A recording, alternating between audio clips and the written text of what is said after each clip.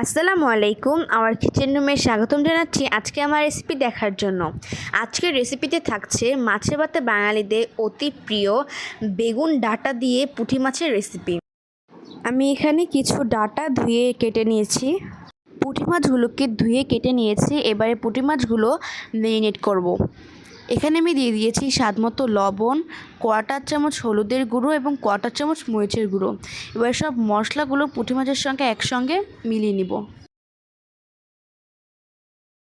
পুঁটি মাছগুলো ম্যারিনেট করা হয়ে গিয়েছে। এবারে চুলায় একটি প্যান বসিয়ে তাতে পরিমাণ মতো তেল দিয়ে দিয়েছি।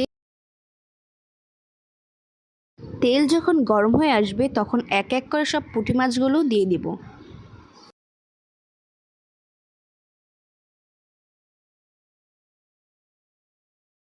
আমি এখানে মোট 15 পিসের মতো পুঁটি মাছ নিয়েছি। পুঁটি মাছগুলো এপিট ওপিট ভেজে নেওয়া হয়ে গিয়েছে। এবারে একটি প্লেটে ভাজা পুঁটি মাছগুলো উঠিয়ে নিচ্ছি।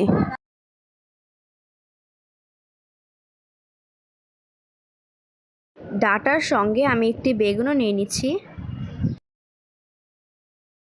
এবারে একটি চুলায় প্যান বসিয়ে তাতে পরিমাণ মতো তেল দিয়ে দিয়েছি।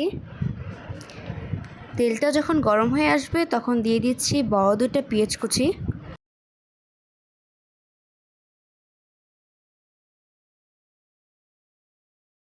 পেঁয়াজ যখন অনবরত নাড়তে নাড়তে ব্রাউন কালার হয়ে আসবে তখন এখানে দিয়ে দিচ্ছি 1 চা চামচ আদা রসুন পেস্ট। দিয়ে দিচ্ছি সামান্য পানি দিয়ে পেঁয়াজগুলো খুব ভালো করে কষিয়ে নিব। দিয়ে দিচ্ছি 1 চা চামচ হলুদের গুঁড়ো, 1 চা চামচ মরিচের গুঁড়ো, 1 চা চামচ ধনিয়ার গুঁড়ো এবং 1 টেবিল চামচ পেঁয়াজ বাটা। আরও দিয়ে দিচ্ছি 1 চা চামচ জিরার গুঁড়ো এবং 1/2 চা চামচ কাঁচামরিচ বাটা। এবারে সব মশলাগুলো একসঙ্গে কষিয়ে নিব। স্বাদ মতো লবণ দিয়ে দিচ্ছি।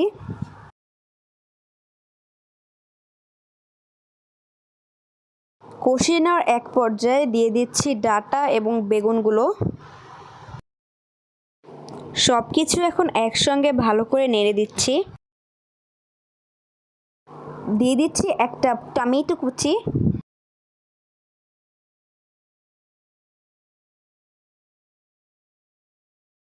একটু পানি দিয়ে ভালো করে কষিয়ে নিব। গ্রামীণ পদ্ধতিতে রান্না করা মুখে লেগে থাকার মতো এই ডাঁটা বেগুন দিয়ে পুঁটি মাছের রেসিপিটি থাকলে গরম ভাতের সাথে আর কিছুই লাগবে না। এবারে ভাজা পুঁটি মাছগুলো দিয়ে দিচ্ছি। উপর দিয়ে কিছু পেঁয়াজ বেরেস্তা দিয়ে দিচ্ছি। হয়ে গিয়েছে আজকের আমার ডাঁটা বেগুন দিয়ে পুঁটি মাছের রেসিপি। চলুন পরিবেশন করি। আমরা ছোট মাছ খেতে অনেকেই ভীষণ পছন্দ করি, কিন্তু মাছ কাটা ভয়ে দেখা যায় অনেক সময় খাওয়া হয় না।